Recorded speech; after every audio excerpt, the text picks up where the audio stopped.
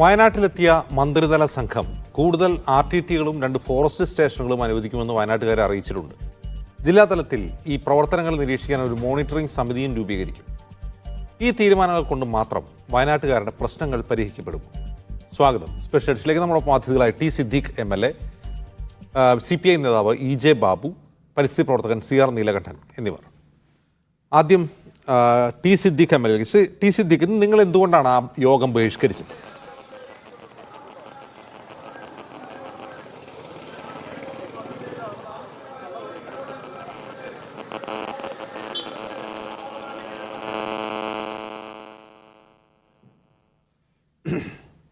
ഞാൻ സിദ്ദീഖിലേക്ക് വരാം.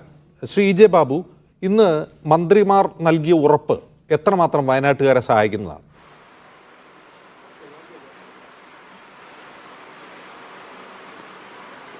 കഴിഞ്ഞ 15-ാം തീയതി ബഹുമാന്യായ മുഖ്യമന്ത്രിയുടെ അധ്യക്ഷതയിൽ ചേർന്ന ഒരു യോഗ തീരുമാനം.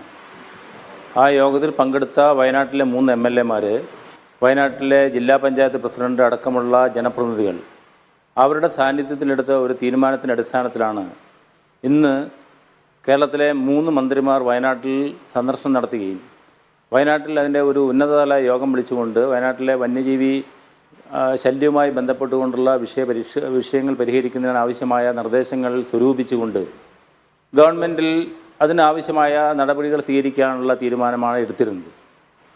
നിർഭാഗ്യമെന്ന് പറയട്ടെ, ഈ MLAമാരടക്കം എടുത്ത ഒരു തീരുമാനം, ആ തീരുമാനപ്രകാരം ഇന്ന് ചേർന്ന ആ യോഗത്തിൽ നിന്ന് MLAമാർ, UDFൻ്റെ MLAമാർ 2 പേരും, അതോടൊപ്പം തന്നെ ജില്ലാ പഞ്ചായത്ത് പ്രസിഡന്റ് അടക്കമുള്ള UDFൻ്റെ ജനപ്രതിനിധികൾ വിട്ടുനിൽക്കുന്ന ഒരു സമീപനമുണ്ടായത്. ഞങ്ങൾ വയനാട്ടിലെ ജനങ്ങൾ ആഗ്രഹിക്കുന്നത് വയനാട്ടിലെ മുഴുവൻ ആളുകളെയും യോജിപ്പിച്ചുകൊണ്ട് വയനാടിൻ്റെ കാതലായ പ്രശ്നം, ഇപ്പോഴത്തെ വന്യജീവി ശല്യവുമായി ബന്ധപ്പെട്ടുകൊണ്ടുള്ള വിഷയങ്ങൾക്ക് പരിഹാരം കാണുക എന്നുള്ളതാണ്.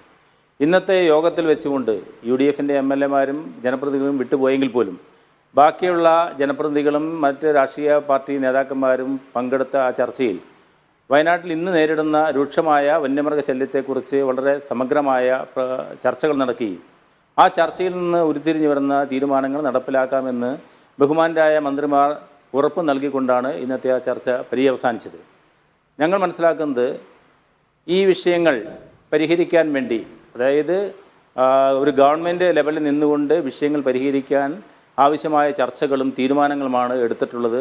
അത് വയനാടിന് ഗുണം ചെയ്യുമെന്നുള്ള പ്രതീക്ഷയാണ് ഞങ്ങൾക്കുള്ളത്. EJ ബാബു, അങ്ങനെ പ്രതീക്ഷ എന്ന് ഒറ്റവാക്കിൽ പറഞ്ഞാൽ പോരല്ലോ. നിങ്ങൾക്ക് നിരവധി ആവശ്യങ്ങളുണ്ടായിരുന്നു, വയനാട്ടുകാർക്ക് നിരവധി ആവശ്യങ്ങളുണ്ടായിരുന്നു. ആ ആവശ്യങ്ങൾ ഈ മന്ത്രിസംഘം നിവർത്തിച്ചോ എന്നാണ് എൻ്റെ ചോദ്യം. വയനാട്ടിലെ ഈ വന്യമൃഗശല്യവുമായി ബന്ധപ്പെട്ടുകൊണ്ട് ഏറ്റവും പരമപ്രധാനമായ വിഷയമെന്ന് പറയുന്നത് എന്താണ്? വയനാട്ടിൻ്റെ 40% വനമാണ്. ആ വനത്തിൽ നിന്നിറങ്ങുന്ന വന്യജീവികൾ അത് വയനാട്ടിലെ സാധാരണക്കാരൻ്റെ, പ്രത്യേകിച്ച് കൃഷിക്കാരൻ്റെ സ്വൈര്യ ജീവിതം നശിപ്പിച്ചിരിക്കുകയാണ്. ഇതെന്തുകൊണ്ടുണ്ടായി എന്നുള്ള വിഷയങ്ങൾ കൂടി നമ്മൾ ചർച്ച ചെയ്യപ്പെടണ്ടേ? 1972 കേന്ദ്ര വന പരിസ്ഥിതി നിയമം, ആ നിയമമല്ല യഥാർത്ഥത്തിൽ ഈ പ്രശ്നങ്ങൾക്കെല്ലാം കാരണം. അത് പൂർണ്ണമായും അതിന് ഞങ്ങൾ തള്ളിപ്പറയല്ല, മറിച്ച് 50 വർഷം പിന്നിട്ട ആ നിയമവുമായി ബന്ധപ്പെട്ടുകൊണ്ട് ഇന്ന് വയനാടിന് ജനത നേരിടുന്ന വിഷയങ്ങൾ പരിഹരിക്കാൻ വേണ്ടി ആവശ്യമായ നിയമ ഭേദഗതികൾ നടത്തണമെന്നുള്ളതാണ്. ഞാൻ മനസ്സിലാക്കുന്നത് കേരളത്തിലെ നിയമസഭയിൽ ഇത് സംബന്ധിച്ചുള്ള ചർച്ച നടക്കുകയും ഈ നിയമ ഭേദഗതി നടത്താൻ വേണ്ടി കേന്ദ്ര ഗവൺമെൻറ്റിനോട് ആവശ്യപ്പെടുന്ന ഒരു സമീപനം കൂടി ഉണ്ടായിട്ടുണ്ട്.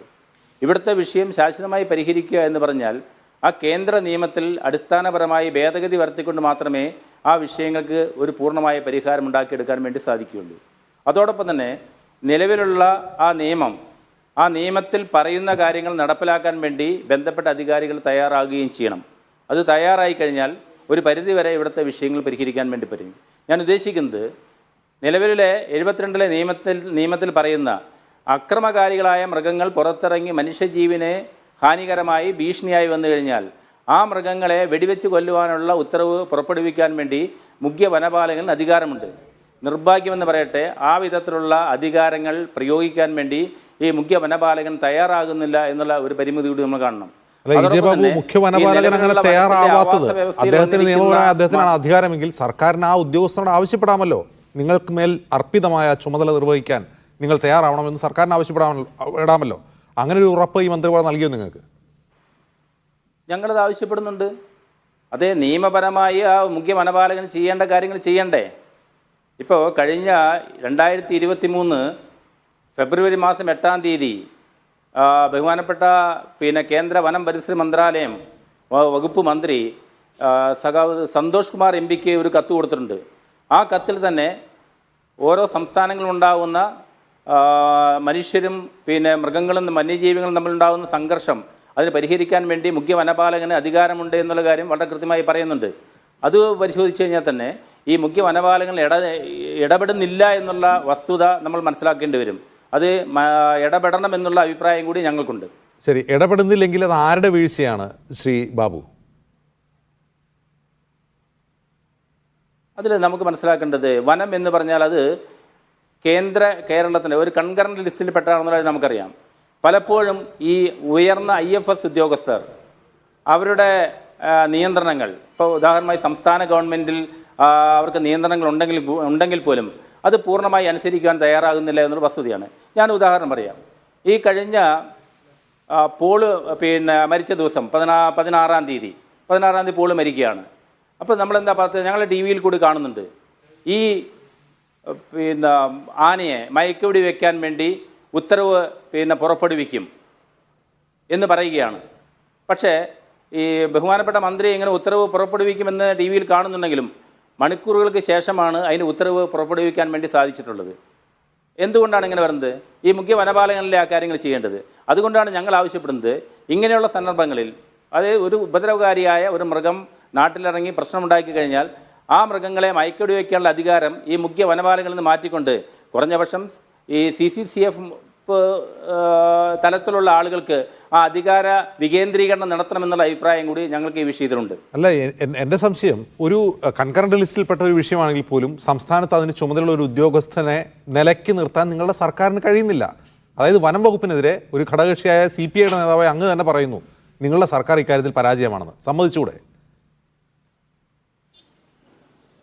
ഞാൻ പറഞ്ഞതിന് അർത്ഥം അതല്ലല്ലോ അർത്ഥം.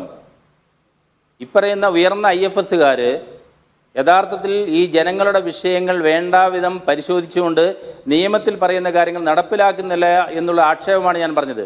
അതുകൊണ്ട് വനം വകുപ്പ് പരാജയമാണെന്നോ അല്ലെങ്കിൽ വകുപ്പ് ആ വിഷയത്തിൽ ഇടപെടുന്നില്ല എന്നുള്ള അഭിപ്രായമല്ല ഉള്ളത്.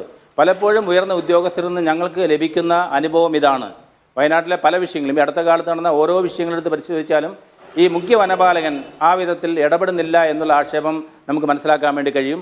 അത് ഞങ്ങൾക്ക് മാത്രമല്ല, ഏതാണ്ട് വയനാടുമായി ഈ വിഷയവുമായി ബന്ധപ്പെടുന്ന ഏതൊരാൾക്കും മനസ്സിലാക്കാവുന്ന കാര്യങ്ങൾ മാത്രമാണത്. ശരി, ഞാൻ മടങ്ങി വരാം. ശ്രീ T. സിദ്ദിഖ്, നിങ്ങൾ എന്തുകൊണ്ടാണ് നീ ഉന്നതതല യോഗം ബഹിഷ്കരിച്ചത്?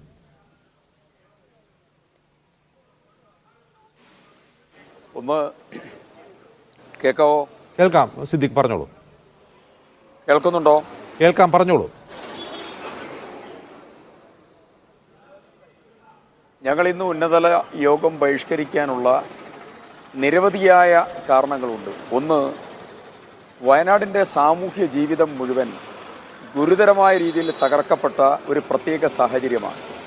നിങ്ങൾ ആലോചിക്കണം, ഈ റീസെൻ്റായിട്ടുള്ള 4 ഡെത്ത് മാത്രം എടുക്കാം നമുക്ക്, മരണം. ഇതിൽ ലക്ഷ്മണൻ മരണപ്പെട്ടത് തോൽപ്പട്ടിയിലെ ഒരു എസ്റ്റേറ്റിൽ വെച്ചുകൊണ്ടാണ് ജോലി ചെയ്യുന്നതിനിടെ. 2, ചാലികത്തയിലെ അജീഷ് മരിക്കുന്നത് അദ്ദേഹം ഒരു ട്രാക്ടർ ജീവനക്കാരനാണ്, പുല്ലുവെട്ട് യന്ത്രം കൈകാര്യം ചെയ്യുന്ന കർഷകനാണ്. അദ്ദേഹം 2 തൊഴിലാളികളെ വിളിക്കാൻ പോകുമ്പോഴാണ് കാട്ടാനയുടെ മൃഗീയമായിട്ടുള്ള ആക്രമണത്തിൽ കൊല ചെയ്യപ്പെടുന്നത്. 3-മത്തത് പോള് മരിക്കുന്നത് ഗൈഡായി ജോലി ചെയ്തുകൊണ്ടിരിക്കുമ്പോഴാണ്. 4, പ്രജീഷ് എന്ന് പറയുന്ന വാഗേരിയിലെ ക്ഷീരകർഷകൻ കൊല ചെയ്യപ്പെടുന്നത് അദ്ദേഹം പശുവിന് പുല്ലരിയാൻ പോയ സന്ദർഭത്തിലാണ്. 80 മീറ്ററോളം അപ്പുറത്തേക്ക് കടുവ വലിച്ചു കൊണ്ടുപോയി അദ്ദേഹത്തെ പച്ചയായി ജീവനോടുകൂടി ഹൃദയഭേദകമായി ഭക്ഷിക്കുന്ന സാഹചര്യമുണ്ടായത്. ഞാൻ ഈ 4 കേസ് റീസെൻ്റായി നടന്ന 4 കേസ് ഉദ്ധരിക്കാനുള്ള പ്രധാനപ്പെട്ട കാരണം ഈ 4 സംഭവം 4 പേരും 4 ഉപജീവന കാര്യങ്ങൾ നടത്തിക്കൊണ്ടിരിക്കുന്ന സന്ദർഭത്തിലാണ് 4 പേരും മരണത്തിന് കീഴടങ്ങത്തക്ക രീതിയിൽ വന്യമൃഗ ആക്രമണത്തിന് മൃഗീയമായി വിധേയമാകുന്നത്. അതിൻ്റെ അർത്ഥം വയനാട്ടിലെ സാമൂഹ്യ ജീവിതക്രമം ഗുരുതരമായ ഭീഷണിയെ നേരിടുന്നു എന്നുള്ളതാണ് ഒന്ന്. രണ്ടാമത്തെ കാര്യം, ഇന്നത്തെ മീറ്റിങ്ങിൽ അധ്യക്ഷ വഹിച്ചത് ആരാണ്? ബഹുമാനപ്പെട്ട കേരളത്തിൻ്റെ വനം വകുപ്പ് മന്ത്രിയാണ്. ഞങ്ങളുടെയൊക്കെ സുഹൃത്താണ്, തർക്കമില്ല. പക്ഷേ ആ വനം വകുപ്പ് മന്ത്രി വയനാടിൻ്റെ ചുമതലയുള്ള വനം മന്ത്രിയാണ്. അദ്ദേഹം ഡൽഹിയിൽ പോയിട്ടുണ്ട്. അദ്ദേഹം 140 നിയോജകമണ്ഡലങ്ങളിലെ പരിപാടികളിൽ പോയിട്ടുണ്ട്. അദ്ദേഹം ആവശ്യത്തിന് ശരത് പവാറിനെ കാണാൻ അദ്ദേഹത്തിൻ്റെ പാർട്ടിയിലെ ആഭ്യന്തര തർക്കങ്ങൾ അത് അവരുടെ കാര്യമാണ്. അദ്ദേഹം ബോംബെയിൽ പോകാറുണ്ട്. അദ്ദേഹം പല സമയത്ത് വയനാട് ജില്ലയിൽ വന്നിട്ടുണ്ട്. ഞങ്ങളുടെ പ്രധാനപ്പെട്ട പ്രശ്നം ഈ 4 വീടുകളിലേക്ക് തിരിഞ്ഞു നോക്കാൻ മന്ത്രി എന്തുകൊണ്ട് സമയം കണ്ടെത്തിയില്ല എന്നാണ്. അവസാനം മരിച്ചതായിരിക്കുന്ന പോൾ, അദ്ദേഹത്തിൻ്റെ ഡെഡ് ബോഡി കോഴിക്കോട് മെഡിക്കൽ കോളേജിലാണ് രാത്രി സൂക്ഷിച്ചത്. അന്ന് ബഹുമാനപ്പെട്ട മന്ത്രി കോഴിക്കോടുണ്ടായിരുന്നു. അദ്ദേഹത്തിന് ഇവിടേക്ക് വരാനാണ് പ്രയാസമെങ്കിൽ അദ്ദേഹത്തിന് അവിടെയെങ്കിലും പോയി ഒന്ന് ആ ഡെഡ് ബോഡി ഒന്ന് കണ്ട് അവിടെ കണ്ടോളൻസസ് കുടുംബങ്ങളെ ഒന്ന് അറിയിച്ച് മിനിമം തലത്തിൽ അതെങ്കിലും ചെയ്യാമായിരുന്നു. ഒന്ന്, ഇവർക്ക് ചെയ്യേണ്ടതായിരിക്കുന്ന കാര്യങ്ങൾ ഗവൺമെൻറ് ചെയ്യണം. ഒന്ന്, അത് കേന്ദ്ര സർക്കാർ ചെയ്യേണ്ടത് കേന്ദ്ര സർക്കാർ ചെയ്യണം, സംസ്ഥാന സർക്കാർ ചെയ്യേണ്ടത് സംസ്ഥാന സർക്കാർ ചെയ്യണം. 2 ഗവൺമെൻറ്റുകളും ചെയ്യേണ്ട കാര്യങ്ങൾ ചെയ്യുന്നില്ല എന്നുള്ളത് മാത്രമല്ല, മിനിമം ഏറ്റവും വലിയ വേദനയുള്ള കുടുംബത്തെ ചേർത്ത് നിർത്താനുള്ള ഉത്തരവാദിത്തം വേണ്ടേ? ഈ ഉത്തരവാദിത്തം നിർവഹിക്കാതെ ആ മന്ത്രി ഒരു അധ്യക്ഷതയിൽ യോഗം ചേരുമ്പോൾ ഞങ്ങളെന്താ മന്ത്രിയുടെ മീറ്റിങ്ങിൽ പോയി ചായ കുടിച്ച് അവിടുന്ന് ബിസ്ക്കറ്റ് കഴിച്ച് എന്തെങ്കിലും കുറേ കാര്യങ്ങൾ പറഞ്ഞ് പോരാനുള്ളതായിരിക്കുന്ന മാനസികാവസ്ഥയിലല്ല വയനാട്ടിലെ ജനപ്രതിനിധികളായിട്ടുള്ള ഞങ്ങളുള്ളത്. ഒന്നാമത്തെ കാര്യം. രണ്ടാമത്തെ പ്രധാനപ്പെട്ടതായിരിക്കുന്ന കാര്യം, വയനാട്ടിലെ ഈ വിഷയവുമായി ബന്ധപ്പെട്ടുകൊണ്ട് വയനാട്ടിലെ വനംമന്ത്രി വിളിച്ച വിവിധങ്ങളായ യോഗങ്ങൾ, കലക്ടറേറ്റിൽ വിളിച്ച 2-3 യോഗത്തിൽ ഞാൻ പങ്കെടുത്തു. ബത്തേരിയിൽ വിളിച്ച യോഗത്തിൽ ഞാൻ ഉൾപ്പെടെ MLA-മാർ EJ ബാബു ഉൾപ്പെടെ എല്ലാവരും പങ്കെടുത്തു. തിരുവനന്തപുരത്തെ മീറ്റിങ്ങിൽ പങ്കെടുത്തു. അസംബ്ലിയിൽ പലതവണ ഞങ്ങൾ കാര്യങ്ങൾ പറഞ്ഞു, സബ്മിഷൻ അവതരിപ്പിച്ചു, അടിയന്തര പ്രമേയം അവതരിപ്പിച്ചു, ബഹുമാനപ്പെട്ട മന്ത്രിക്ക് കത്ത് കൊടുത്തു. നിരന്തരമായി വയനാട് ജില്ലയിലെ ഓരോ പ്രശ്നങ്ങളും ഞങ്ങൾ ചൂണ്ടിക്കാണിക്കുക. ഞാൻ ചോദിക്കുന്നു, കാതലായ പ്രശ്നങ്ങൾ എന്തെങ്കിലും പരിഹരിക്കാൻ ഈ ഗവൺമെൻറ് നേതൃത്വം കൊടുത്തോ? കാതലായ പ്രശ്നങ്ങൾ പരിഹരിക്കാൻ നേതൃത്വം കൊടുത്തോ? ബഹുമാനപ്പെട്ട മന്ത്രി മുഖ്യമന്ത്രിയുടെ സാന്നിധ്യത്തിൽ യോഗം ചേർന്നു തിരുവനന്തപുരത്ത്. ആ മുഖ്യമന്ത്രിയുടെ യോഗത്തെ ഞങ്ങൾ ഗൗരവത്തിൽ കണ്ടു. ഞാൻ ഉൾപ്പെടെ MLA-മാർ, ജനപ്രതിനിധികൾ എല്ലാവരും പോയി. ആ മീറ്റിങ്ങിൽ ഞങ്ങൾ വളരെ കൃത്യതയോടുകൂടി ഓരോ കാര്യങ്ങൾ അക്കമിട്ട് നിരത്തി ഗുരുതരമായ കാര്യങ്ങൾ പറഞ്ഞു. ഞാൻ അതിൻ്റെ കൂടെ ബഹുമാനപ്പെട്ട മുഖ്യമന്ത്രിയോട് ഒരു കാര്യം കൂടെ പറഞ്ഞു, പ്രിയപ്പെട്ട സാർ, അങ്ങ് ദയവ് ചെയ്ത് ഈ ജില്ലയിൽ സന്ദർശിക്കണം. ഇവിടെയുള്ള വേദനകളും പ്രയാസങ്ങളും അങ്ങ് മനസ്സിലാക്കണം. അങ്ങ് നേരിട്ട് വന്ന് അതിന് നേതൃത്വം കൊടുക്കണം. അതിൽ ചില ആളുകൾ പറഞ്ഞു മന്ത്രിതല സംഘം വേണം. ഞാൻ വളരെ കൃത്യതയോടുകൂടി പറഞ്ഞു, മന്ത്രിതല സംഘമല്ല വേണ്ടത് മുഖ്യമന്ത്രിയുടെ സന്ദർശനമാണ്. ഞങ്ങൾ ഡിമാൻഡ് ചെയ്യുന്നത് മുഖ്യമന്ത്രിയുമായി ബന്ധപ്പെട്ട് ചർച്ച നടത്തിയതിന് ശേഷം മന്ത്രിതല ഉപസമിതി വന്നാൽ അതിൽ പ്രായോഗികമായിട്ടുള്ള സമീപനത്തിൻ്റെ പ്രശ്നം അവിടെ ഗൗരവതരമാണ്. വേണ്ടത് മുഖ്യമന്ത്രിയാണ്. എന്തിനാണ്? ജനങ്ങൾക്ക് കോൺഫിഡൻസ് കൊടുക്കാനാണ്. ഞാൻ ചോദിക്കട്ടെ, ഈ ജില്ലയിലേക്ക് തിരിഞ്ഞു നോക്കാത്തതായിട്ടുള്ള വനം മന്ത്രിയുടെ കൂടെ അതിപ്രധാനികളായിട്ടുള്ള മറ്റ് മന്ത്രിമാർ, ഞങ്ങൾ ബഹുമാനിക്കുന്ന നല്ല ബന്ധമുള്ള മന്ത്രിമാരാണ്. അവരിയ്ക്കുന്ന യോഗത്തിൽ വേദനയോടുകൂടിയാണ് ഞങ്ങൾ ഇറങ്ങിപ്പോകുന്നത്. ആഗ്രഹിച്ചിട്ടല്ല, വേദനയോടുകൂടിയാണ്. അത് മുഖ്യമന്ത്രി വരണം, മുഖ്യമന്ത്രി വന്ന് ചർച്ച ചെയ്യണം, ഇവിടെയുള്ള പ്രശ്നങ്ങൾ പരിഹരിക്കപ്പെടണം. ഞാൻ ചോദിക്കുന്നു, പോളും തോമസും മരിച്ചു, എന്താ പ്രധാനപ്പെട്ട പ്രശ്നം? വയനാട് മെഡിക്കൽ കോളേജാണ് പ്രശ്നം. വയനാട് മെഡിക്കൽ കോളേജാണ് പ്രശ്നം. ഞാൻ 3 കൊല്ലമായി ബഹുമാനപ്പെട്ട മന്ത്രിയുടെ പിറകെ ഒരു കാര്യത്തിന് നടക്കുകയാണ്. നിങ്ങൾക്കറിയോ, എൻ്റെ നിയോജകമണ്ഡലത്തിലെ കുന്നംപറ്റയിൽ ഒരു സിദ്ദിഖ് എന്ന് പറയുന്ന ഒരു സാധാരണക്കാരൻ പശുവിനെ മേയ്ക്കാൻ വേണ്ടി പോയപ്പോൾ അവിടെ കാട്ടാനയുടെ മൃഗീയമായ ആക്രമണത്തിൽ 4 വാരിയെല്ല് പൊട്ടി, ആന്തരാവയവത്തിന് പരിക്കേറ്റ്, അദ്ദേഹത്തിൻ്റെ മൂത്രസഞ്ചി തകർന്ന്, മൂത്രനാളി തകർന്ന് ലിയോ ആശുപത്രിയിൽ അദ്ദേഹം വളരെ ക്രിറ്റിക്കലായി അദ്ദേഹം കിടക്കുമ്പോൾ ഞാൻ പറഞ്ഞു, കോഴിക്കോട് സൂപ്പർ സ്പെഷ്യാലിറ്റി ആശുപത്രിയിലേക്ക് പോകാൻ നമുക്ക് വിംസ് ആശുപത്രിയിൽ കൊണ്ടുപോയി ആക്കി. ഞാൻ അന്ന് മുതൽ മന്ത്രിയുടെ പിറകിലാണ്. സർ, വന്യമൃഗ ആക്രമണത്തിൽ പരിക്കേൽക്കുന്ന ആളുകൾക്ക് സ്വകാര്യ ആശുപത്രികളിൽ ചികിത്സ സർക്കാർ വഹിക്കണം. ഈ മന്ത്രി ഇതുവരെ ചെയ്തില്ല. ഫെൻസിങ്ങിന് പ്രത്യേക ഫണ്ട് അനുവദിക്കണം. വയനാട് പാക്കേജ് 7000 കോടിയുടെ പാക്കേജ് പ്രഖ്യാപിച്ചു. ഞങ്ങൾ കാലും കയ്യും പിടിച്ച് പറഞ്ഞു, നിങ്ങളിവിടെ wall building, trenching, fencing, railway crash guard, ഹാങ്ങിങ് പവർ ഫെൻസിങ്, വിവിധ ഫെൻസിങ്ങുകൾക്കുള്ള പ്രത്യേകമായിട്ടുള്ള ഫണ്ടുകൾ നിങ്ങൾ ഉണ്ടാക്കണം. ഞങ്ങൾ ഒരു കാര്യം കൂടെ പറഞ്ഞു, ഇവിടെ പോളിന്റെ മരണവുമായി ബന്ധപ്പെട്ടുകൊണ്ട് എയർ ആംബുലൻസ് വരും എന്ന് പറഞ്ഞ് മണിക്കൂറുകൾ വൈകി. ലക്ഷദ്വീപിൽ എയർ ആംബുലൻസ് ഉണ്ട്, അവിടെ സൂപ്പർ സ്പെഷ്യാലിറ്റി ആശുപത്രി ഇല്ല. ബഹുമാനപ്പെട്ട മുഖ്യമന്ത്രി ഹെലികോപ്റ്ററിൽ പോകുന്നുണ്ടല്ലോ. ഞാൻ ഹെലികോപ്റ്ററിൽ പോകുന്നതിനെ ചോദ്യം ചെയ്യുന്നില്ല. ജനാധിപത്യ ക്രമത്തിൽ മുഖ്യമന്ത്രി സഞ്ചരിക്കാൻ, വളരെ വേഗതയിൽ പോകാൻ ഇതുപോലെയുള്ള നടപടികൾ ആവശ്യമായി വരും, തർക്കമില്ല. പക്ഷേ വയനാട്ടിലെ ജനം ജീവന് വേണ്ടി പൊരുതുമ്പോൾ ഒരു എയർ ആംബുലൻസ് സംവിധാനമെങ്കിലും മെഡിക്കൽ കോളേജിൻ്റെ കൃത്യവിലോപകത്തിൻ്റെ ഫലമായി ക്രമീകരിക്കണ്ടേ?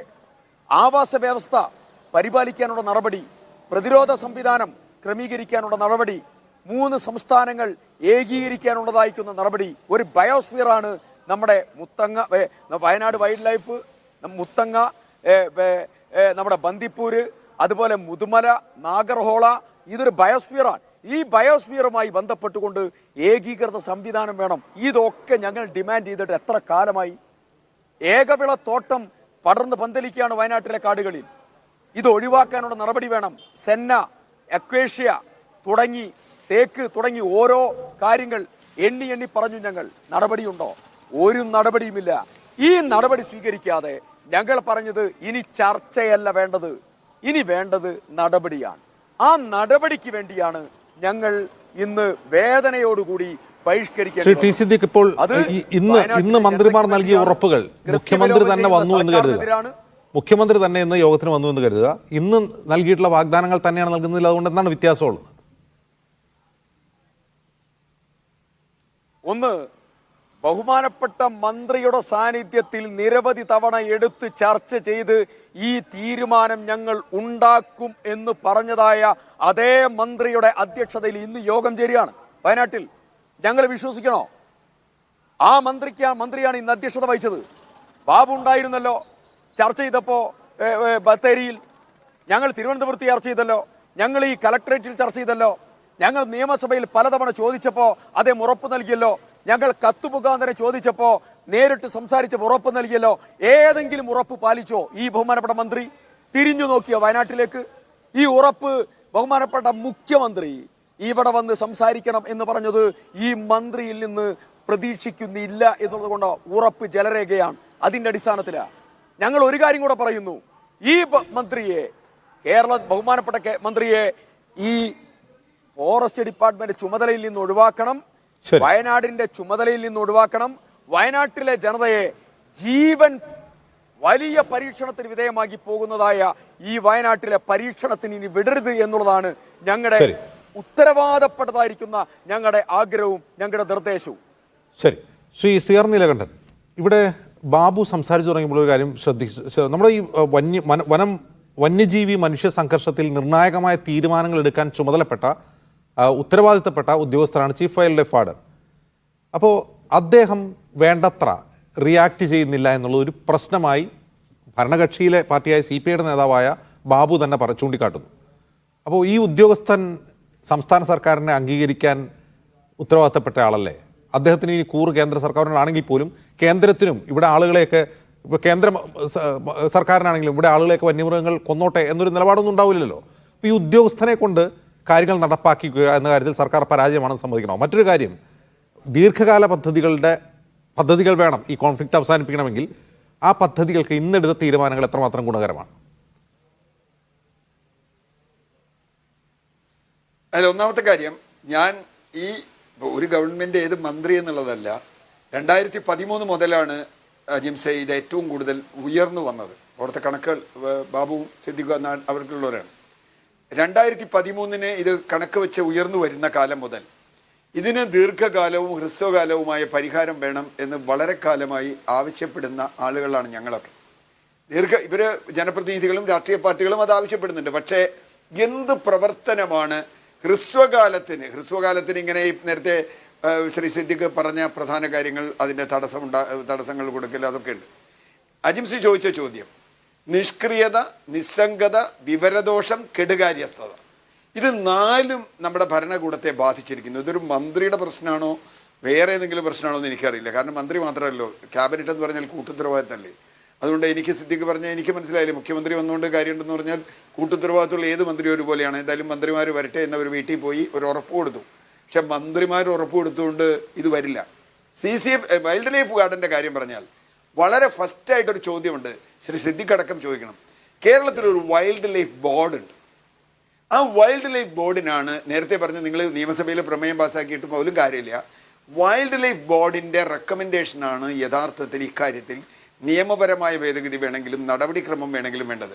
കേരളത്തിൽ എത്ര കാലമായി വൈൽഡ് ലൈഫ് ബോർഡ് കൂടിയിട്ട് എന്ന് ബഹുമാനപ്പെട്ട MLA യോ അല്ലെങ്കിൽ നമ്മുടെ CPIയുടെ പ്രതിനിധിയോ ഒന്ന് അന്വേഷിക്കുന്നത് നല്ലതാണ്. ഇത്രയും ആക്രമണം ഉണ്ടായിട്ടും വൈൽഡ് ലൈഫ് ബോർഡ് ഗൗരവമായി ഒരു ചർച്ചയും ചെയ്തിട്ടില്ല, ഒരു തീരുമാനം എടുത്തിട്ടില്ല. മുഖ്യമന്ത്രിയാണ് അതിൻ്റെ അധ്യക്ഷൻ. ഇപ്പോൾ നേരത്തെ മുഖ്യമന്ത്രിയുടെ കാര്യം പറഞ്ഞുകൊണ്ട് പറയാം. വൈൽഡ് ലൈഫ് വാർഡിനെ സംബന്ധിച്ചിടത്തോളം വൈൽഡ് ലൈഫ് ബോർഡ് എടുക്കുന്ന തീരുമാനം നടപ്പാക്കാൻ അദ്ദേഹം ബാധ്യസ്ഥനാണ്. അല്ലെങ്കിൽ ആ രാത്രി അദ്ദേഹത്തിന് ഇവിടുന്ന് മാറ്റാം. നമ്മുടെ നാട്ടിൽ കളക്ടറെയും IAS ഉദ്യോഗസ്ഥരെയും CCFനെയും ഒക്കെ മാറ്റിയ ചരിത്രം നമ്മുടെ നാട്ടിലുണ്ടല്ലോ. വനം മന്ത്രിക്ക് ക്യാബിനറ്റിന് അധികാരമുണ്ട്, ഒരു സംശയവും വേണ്ട അതിനകത്ത്. ഇയാൾ കൊള്ളില്ല, ഇയാൾ വ്യക്തിപരമായി പ്രോബ്ലം ഉള്ള ആളാണെങ്കിൽ, മനുഷ്യജീവൻ എടുക്കുന്ന ആളാണെങ്കിൽ ഒരു സംശയമില്ല, അയാളെ മാറ്റാം. അയാളെ വേറെ പോസ്റ്റിലേക്ക് കൊണ്ടുവരാം, അല്ലെങ്കിൽ അയാളെ സെൻട്രൽ സർവീസിലേക്ക് തിരിച്ചയക്കാം, വേറെ പകരം ആളെ കൊണ്ടുവരാം. ഇതിനൊക്കെ അധികാരം നമ്മുടെ സംസ്ഥാന സർക്കാരിനുണ്ട്. അതാണ് ക്യാബിനറ്റ് വ്യവസ്ഥയുടെ പ്രത്യേകത. ഇനി ഇന്നത്തെ പരിഹാരങ്ങളിലേക്ക് വന്നാൽ ഇവിടെയാണ് ഞാൻ നേരത്തെ പറഞ്ഞ പോലെ നിസ്സംഗതയും നിഷ്ക്രിയതയും വരുന്നത്. കുറേ കാര്യങ്ങൾ നമ്മൾ പുറമോടിക്ക് വേണ്ടി ചെയ്യും, പക്ഷേ പലപ്പോഴും നീജർ കോപ്പറേഷൻ എന്ന് പറയും. ഒരു പ്രശ്നമുണ്ടാകുമ്പോൾ മാധ്യമങ്ങൾ വരും, നാട്ടുകാർ വരും, രാഷ്ട്രീയ കക്ഷികൾ വരും, ഗവൺമെൻറ് വരും, കുറേ പ്രകടനമുണ്ടാകും. അത് കഴിഞ്ഞാൽ ഇതിപ്പോൾ ഒരാഴ്ചക്കകത്ത് 2 മനുഷ്യരുടെ ജീവൻ പോയി. 2 മനുഷ്യരുടെ ജീവൻ, 569 ജീവനാണ് കഴിഞ്ഞ 5 വർഷത്തിനിടയിൽ ഈ കേരളത്തിൽ നഷ്ടപ്പെട്ടിട്ടുള്ളത്. അത് വയനാട്ടിലാണ് ഏറ്റവും കൂടുതൽ. ഇത്രയും ജീവൻ നഷ്ടപ്പെടുമ്പോഴും നമ്മൾ എന്ത് ആക്ടിവിറ്റി എടുത്തത്? ഇപ്പോൾ നേരത്തെ സിദ്ദിഖ് പറഞ്ഞു 3 സ്റ്റേറ്റുകൾ. ഈ 3 സ്റ്റേറ്റിലെ വനം മന്ത്രിമാരൊന്ന് ഒന്നിച്ചിരുന്ന്, വൈൽഡ് ലൈഫ് ബോർഡുകാർ ഒന്നിച്ചിരുന്ന് ഇതിൻ്റെ ഇപ്പോൾ നമ്മളൊരു കണക്കെടുക്കണം നോക്കി. അപ്പോൾ ചില ആളുകളൊക്കെ പറയുന്നു വന്യമൃഗം വളരെ കൂടിയിട്ടുണ്ടെന്ന് പറയുന്നു, ചില ആളുകൾ പറയുന്നു വനത്തിനകത്ത് വലിയ പ്രശ്നങ്ങളുണ്ട്. ഇത് രണ്ടും നമ്മൾ ഉണ്ട്, നമുക്ക് അറിയാം. ചില വന്യമൃഗങ്ങൾ കൂടിയിട്ടുണ്ട്, ഇപ്പോൾ പന്നി പോലെയുള്ള വന്യമൃഗങ്ങൾ കൂടിയിട്ടുണ്ട്. പക്ഷേ കാട്ടിൻ്റെ നാശത്തെക്കുറിച്ച് ഒരു പഠനം നടത്താൻ ഇതുവരെ ഗവൺമെൻറ് മുമ്പ് വന്നിട്ടില്ല. ഇത് ഈ കാട്ടിൻ്റെ മാത്രമല്ല, അതാ ഞാൻ പറഞ്ഞ് ഒരുപക്ഷെ 3 സംസ്ഥാനങ്ങളും ഒരുമിച്ചിരുന്ന് ചർച്ച ചെയ്യേണ്ട കാര്യമാണ്. ഇപ്പോൾ കർണാടകയിലെ ആന, കേരളത്തിലെ ആന, തമിഴ്നാട്ടിലെ ആന എന്നൊക്കെ പറഞ്ഞ് എനിക്ക് തമാശയാണ് തോന്നണേ. ആനയ്ക്ക് സംസ്ഥാനമല്ല, ആനയ്ക്ക് രാജ്യം പോലും ഇല്ല. പാകിസ്ഥാനിലെ ആന, ഇന്ത്യയിലെ ആനയെന്ന് ആനയ്ക്ക് അങ്ങനെ വ്യത്യാസമൊന്നുമില്ല. അപ്പം തീർച്ചയായിട്ടും ഈ 3 നേരത്തെ പറഞ്ഞ 4 നഗരഹോളയും മുതുമലയും അല്ലെങ്കിൽ ബന്ദിപ്പൂരും നമ്മുടെ മുത്തങ്ങയും എല്ലാം ചേർന്ന ആ പ്രദേശത്തിൻ്റെ ആവാസ വ്യവസ്ഥയുടെ ഒരു പഠനം നടത്താൻ എന്തുകൊണ്ടാണ് കഴിഞ്ഞ 11 വർഷമായി നമ്മൾ ആരും മുതിരാത്തത്? ഓരോരുത്തരും ഓരോ കണക്ക് പറയുക. കുറേ ആളുകൾ ഇനി വന്യമൃഗങ്ങളെ വെടിവെച്ച് കൊല്ലാൻ മറ്റേ വൈൽഡ് ലൈഫ് വാർഡിന് അധികാരമുണ്ട്. അതൊക്കെ അതിന് മുമ്പ് ഒരുപാട് കാര്യങ്ങൾ ചെയ്യാനുണ്ട്. വെറുതെ വന്യമൃഗങ്ങളെയൊക്കെ വെടിവെച്ച് കൊല്ലാൻ പറ്റില്ല. അതിന് വേണമെങ്കിൽ ആദ്യം തന്നെ അതിനെ ഇത് ശല്യമുള്ള മൃഗമായി പ്രഖ്യാപിക്കണം. അതിനൊക്കെ വകുപ്പുണ്ട് വൈൽഡ് ലൈഫ് ലോയിൽ. അത് ചെയ്യണം. ഇപ്പോൾ പന്നി അങ്ങനെ നമ്മൾ പ്രഖ്യാപിച്ചിട്ടുണ്ട്, കൊല്ലുന്നുണ്ട്. പക്ഷേ പ്രശ്നം അവിടെയല്ല. ദീർഘകാല പരിഹാരം ലക്ഷ്യമിട്ടുകൊണ്ട് അടിയന്തര ഹ്രസ്വകാല പരിഹാരം വേണം. ഇപ്പോൾ പലപ്പോഴും വനം വകുപ്പ്, ഞാൻ വനം വകുപ്പിനെ ന്യായീകരിക്കുന്ന ഒരാളെയല്ല, വനം വകുപ്പ് ഒരു ബ്രിട്ടീഷുകാരുടെ കാലത്തെ വനം വകുപ്പിൻ്റെ നയമാണ് ഇപ്പോഴും ഉള്ളത്. അത് മന്ത്രി മാറിയുണ്ടെന്ന് അത് മാറുന്ന ഞാൻ വിചാരിക്കുന്നില്ല.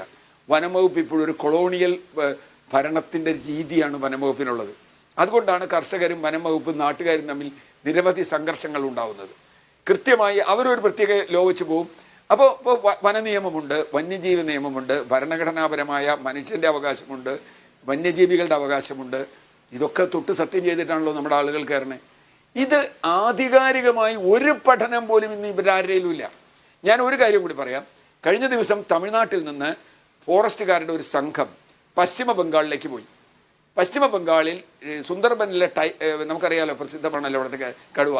സുന്ദർബൻ കടുവകളിൽ വലിയ ആക്രമണം ഉണ്ടാവുകയും എങ്ങനെയാണ് അത്തരം വന്യജീവികളെ നിയന്ത്രിക്കുന്നത്? എല്ലാ സംസ്ഥാനത്തുള്ള പ്രശ്നമുണ്ടോ? ഞാൻ ഒറീസയിൽ, മധ്യപ്രദേശിൽ, പശ്ചിമ ബംഗാളിൽ, തമിഴ്നാട്ടിൽ, കർണാടകയിലൊക്കെ പോയിട്ടുള്ള ഒരാളാണ്. അവിടെ കൃത്യമായി എങ്ങനെയാണ് ഇത് ചെയ്യുന്നത് എന്നതിനെക്കുറിച്ച്. ഇപ്പോൾ ആതിരപ്പള്ളി, വാൽപ്പാറ ഒരു ചെറിയ ഉദാഹരണവും കൂടിയുണ്ട്. അതൊരു പക്ഷേ ജിംസിന് അറിയായിരിക്കും. വാൽപ്പാറയിൽ ഇപ്പോൾ ആനാക്രമണമില്ല, വലിയ തോതിൽ പ്രശ്നമുണ്ടായില്ല. എങ്ങനെയാണ് നേരിട്ടത്? വാൽപ്പാറയിൽ എക്സാമ്പിളെങ്കിലും നമുക്ക് വയനാട്ടിൽ എത്ര പ്രയോഗിക്കാം? ഞാൻ അതുപോലെ ഫോട്ടോകോപ്പി ചെയ്യാനല്ല പറഞ്ഞത്. അപ്പോൾ ശാസ്ത്രീയമായ ഒരു നടപടിക്രമവും നമ്മുടെ ഭാഗത്തില്ല. ക്യാമറ വയ്ക്കാം, ഞാൻ ചോദിക്കട്ടെ, റേഡിയോ കോളർ വെച്ച ആനയല്ലേ വന്നത്? റേഡിയോ കോളർ വെച്ച ആന ഈ മറ്റേ ബന്ദിപ്പൂരിൽ അല്ലെങ്കിൽ നാഗർഹോളയിൽ നിന്ന് എങ്ങനെ മാനന്തവാടി എത്തി എന്നുള്ളതിനെ കുറിച്ച് നമുക്ക് വല്ല വിവരമുണ്ടോ?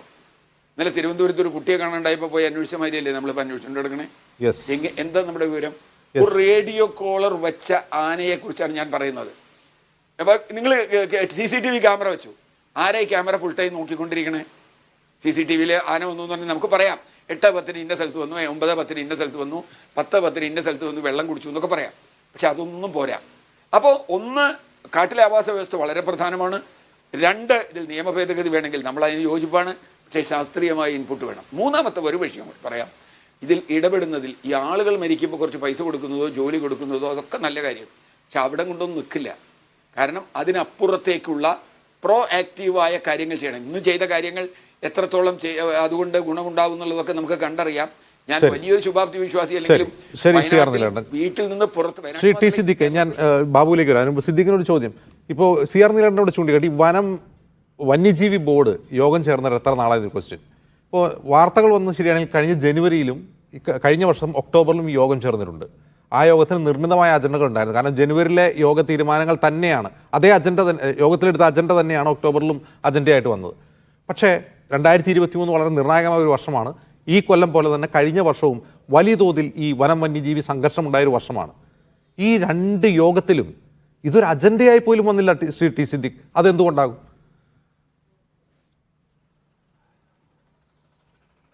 വളരെ പ്രധാനപ്പെട്ടതായിരിക്കുന്ന ഇഷ്യൂ ആണ്. വൈൽഡ് ലൈഫ് ബോർഡ് വളരെ പ്രധാനപ്പെട്ടതായിരിക്കുന്ന അധികാരങ്ങളും റെക്കമെൻഡിങ് കപ്പാസിറ്റി ഉള്ളതായിരിക്കുന്ന അതിപ്രധാനമായിട്ടുള്ള ഒരു സിസ്റ്റമാണ്. ആ സിസ്റ്റം സക്രിയമല്ല എന്നതാണ് നമ്മളെല്ലാവരും ഉയർത്തുന്ന പ്രധാനപ്പെട്ട പ്രശ്നം. ഇത് അസംബ്ലിക്കകത്ത് പറഞ്ഞ പ്രധാനപ്പെട്ട കാര്യമാണ്, അസംബ്ലിക്കകത്ത് ഉയർത്തിയിട്ടുള്ള പ്രധാനപ്പെട്ട കാര്യമാണ്. ഇവിടെ റെക്ടിഫിക്കേഷൻ മെഷേഴ്സ് ഒന്നുമില്ല എന്നുള്ളതാണ്. ഇപ്പം നേരത്തെ പ്രിയ സ്നേഹിതൻ ശ്രീ ബാബു നേരത്തെ ഇതിനെക്കുറിച്ച് പറഞ്ഞു. പ്രമേയത്തെ റൂൾ 118 അനുസരിച്ച് ഒരു പ്രമേയം മന്ത്രി കൊണ്ടുവന്നു. സത്യത്തിൽ ആ പ്രമേയത്തിൻ്റെ ഞാൻ അന്തസത്തയെ ചോദ്യം ചെയ്യല്ല, പക്ഷേ അതിൻ്റെ അമെൻമെൻറ്റ്, സീരിയസ് അമെൻമെൻറ്റ്, ഞാൻ 9 അമെൻമെൻറ്റ് കൊണ്ടുവന്ന ആളാണ്. ആ 9 അമെൻമെൻറ്റും ഇതുമായി ബന്ധപ്പെട്ടതായിരിക്കുന്ന ക്രൂഷ്യൽ അമെൻമെൻറ്റ്സ് ആയിരുന്നു. സണ്ണി വക്കീൽ കൊണ്ടുവന്നു, പ്രിയപ്പെട്ട സജി ജോസഫ് കൊണ്ടുവന്നു, മഞ്ഞളാംകുഴി അലി കൊണ്ടുവന്നു, IC ബാലകൃഷ്ണൻ MLA കൊണ്ടുവന്നു. ഞങ്ങൾ 5 പേരും കൊണ്ടുവന്നതായിരിക്കുന്ന അമെൻമെൻറ്റ്സ് ക്രൂഷ്യൽ അമെൻമെൻറ്റ്സ് ആണ്. ആ അമെൻമെൻറ്റ്സ് എല്ലാം തള്ളി. ഒറ്റ മൈനർ അമെൻമെൻറ്റ് മാത്രമാണ് ഗവൺമെൻറ് എടുത്തത്, ബാക്കിയെല്ലാം തള്ളി. അപ്പോൾ ഗവൺമെൻറ്റിന് ഒരു പ്രമേയം പാസ്സാക്കി സെൻട്രൽ ഗവൺമെൻറ്റിലേക്ക് കൊടുക്കുമ്പോൾ അതൊരു സമഗ്ര തലത്തിൽ ഇന്ന ഷെഡ്യൂൾ 1 അത് ക്രിറ്റിക്കലി എൻഡേഞ്ചർ ആയിട്ടുള്ള വിഭാഗത്തിൽപ്പെടുന്നതാണ്. പക്ഷെ നമുക്കിവിടെ എണ്ണത്തിൽ കൂടുതലുണ്ടെന്നാണ് നമ്മുടെ ഏറ്റവും പ്രധാനപ്പെട്ടതായിരിക്കുന്ന ഒരു വിമർശനം. അപ്പം ഇവിടെ എൻഡേഞ്ചർ അല്ല, പക്ഷേ ഇൻ്റർനാഷണൽ തലത്തിലാണ് അതിൻ്റെ സ്റ്റാറ്റിസ്റ്റിക്സ് വരുന്നത്. അവിടെ നമുക്ക് പരിമിതിയുണ്ട്. പക്ഷേ ഓസ്ട്രേലിയ ഉൾപ്പെടെയുള്ളതായിരിക്കുന്ന രാജ്യങ്ങളിൽ കങ്കാരു ദേശീയ മൃഗമാണെങ്കിലും അത് കള്ള് ചെയ്യാനുള്ളതായ നടപടികളുണ്ട്. വിവിധ രാജ്യങ്ങളിൽ മുഴുവൻ ആ എണ്ണം സന്തുലിതമായി പാലിക്കപ്പെടുന്നുണ്ട്. നമ്മുടെ ഇവിടെ സന്തുലിതമായി പാലിക്കാത്ത സാഹചര്യം നിലനിൽക്കുന്നു. അപ്പോൾ ഷെഡ്യൂൾ 1 സംബന്ധിച്ച് എന്ത് ചെയ്യണം? അത് ക്ഷുദ്രജീവികൾ എന്നുള്ളത് കാട്ടുപന്നിയെ മാത്രം മതിയോ? മറ്റുള്ളതായിരിക്കുന്ന മേഖലകളിലേക്ക് കടക്കേണ്ടതില്ലേ? അതിൻ്റെ ജനസംഖ്യ ആനുപാതികമായി നിയന്ത്രിക്കാൻ ആവശ്യമായിട്ടുള്ള നടപടികളെക്കുറിച്ചുള്ള സമീപനം വേണ്ടേ?